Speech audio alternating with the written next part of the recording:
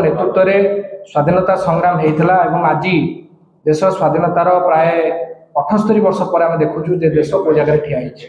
जो मैंने देश को स्वाधीनता करते जो मनीषी मैंने आज से विचार को खत्म करने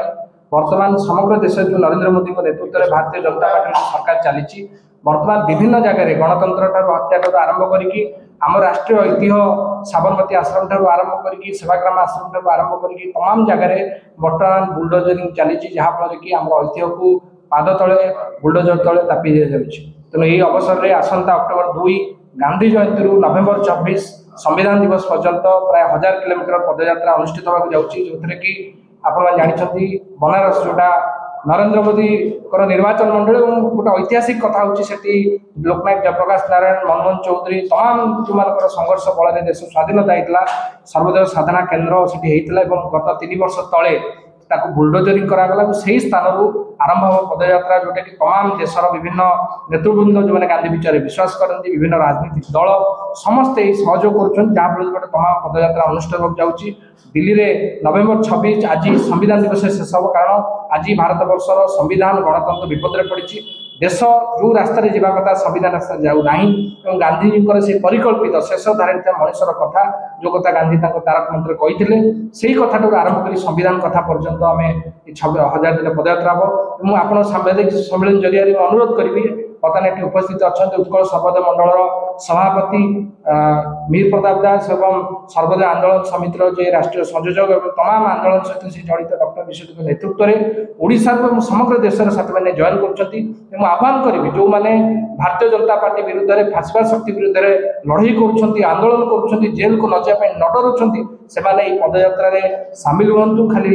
केवल गांधीवादी नुहति विभिन्न सामाजिक कर्मी पदयात्रा सामिल हे आम ओडावासी को अनुरोध करूँ कि आगामी दिन में आप समस्ते जो अक्टोबर 2 पदयात्रा होती आप समस्ते बनारस में पहुंचतु और यार सहभागी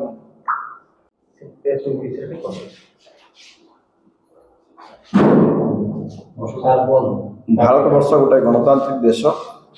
भारत वर्षर गणतंत्र सारा पृथ्वी में प्रसिद्ध किंतु वर्तमान जो सरकार केंद्र में उत्तर प्रदेश रे ओडिशा रे चलुची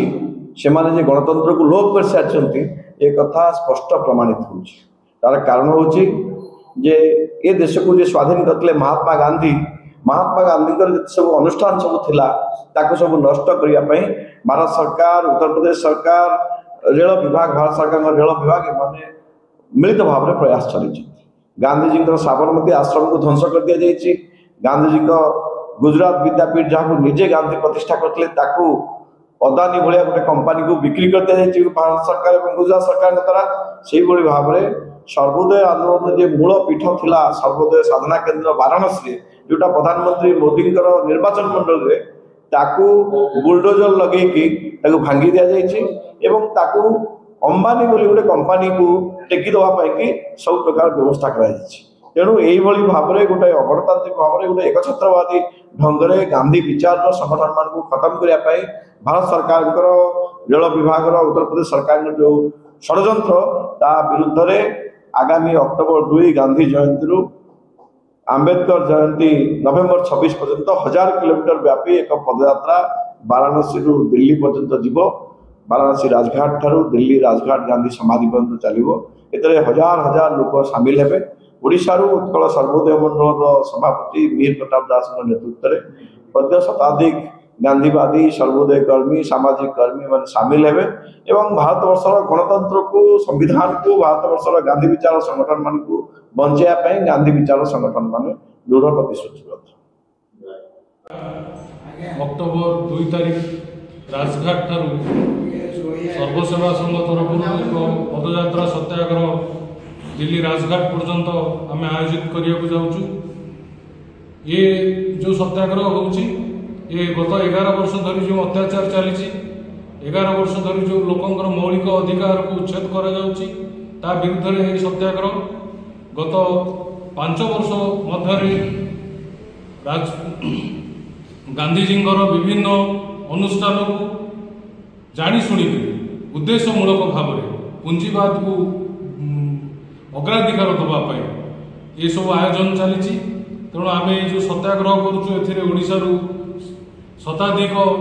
सर्वोदय लोकसेवक एवं युवक छात्र समस्ते जोगदेवे।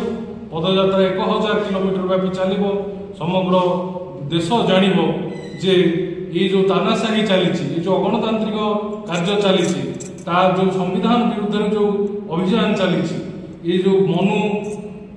शास्त्र को पुणी थे प्रणयन कर उद्यम चली या विरुद्ध स्वर उत्तोलन हो किसी लोक स्वर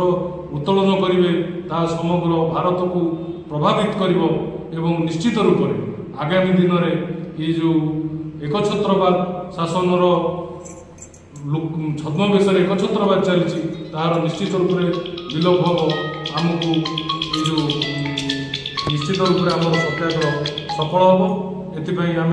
समस्त को आह्वान करुचु जो मैंने गणतंत्र को भल पाती जो मैंने गांधी को भल पाती से सहित सामिल हूँ एवं